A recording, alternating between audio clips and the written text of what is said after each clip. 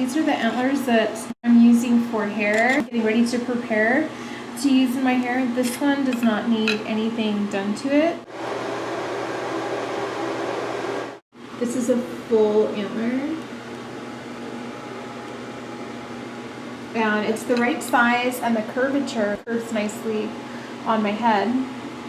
These are antler tips. They were cut, and I know that the blunt pieces, like the tips are cut, and then the blunt pieces are used for for dogs to chew on them.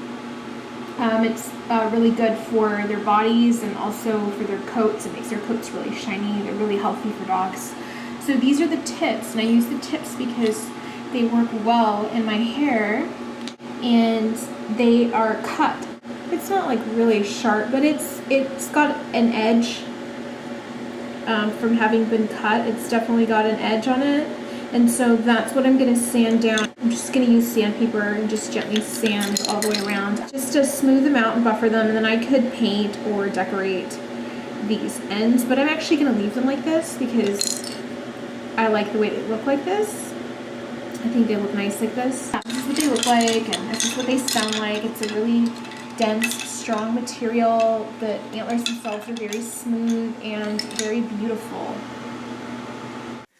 Every year, deer lose their antlers, and they're just left behind in the wild, and they grow new antlers. So people go out and find them, and that's how I got my antlers. I got them shipped from Montana, and they were picked up because they were left behind by deer that shed them, and we're growing new ones. So.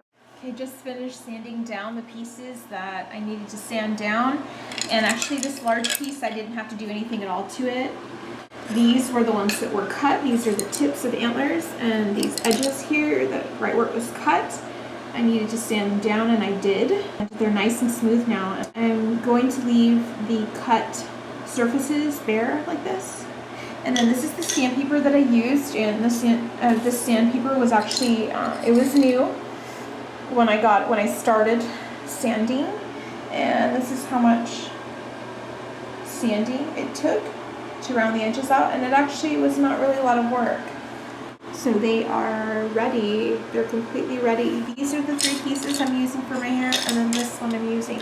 These I'm using to hold my hair, and this large one I'm using for decorative purposes.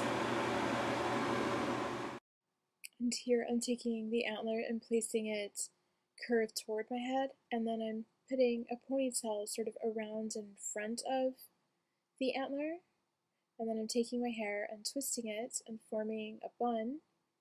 And the bun is kind of an elongated bun that runs horizontally. And then I take another antler, an antler tip, and I'm taking it and I'm sliding it underneath the decorative antler and through the other side of the bun. Additional hairpins will help to secure the hairstyle in place. So I like to wear my hair in a low side bun quite often.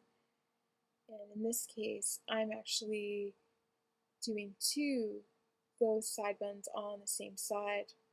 So I kind of split the bun in half and made 2, and then sort of did a twist along the side of my face.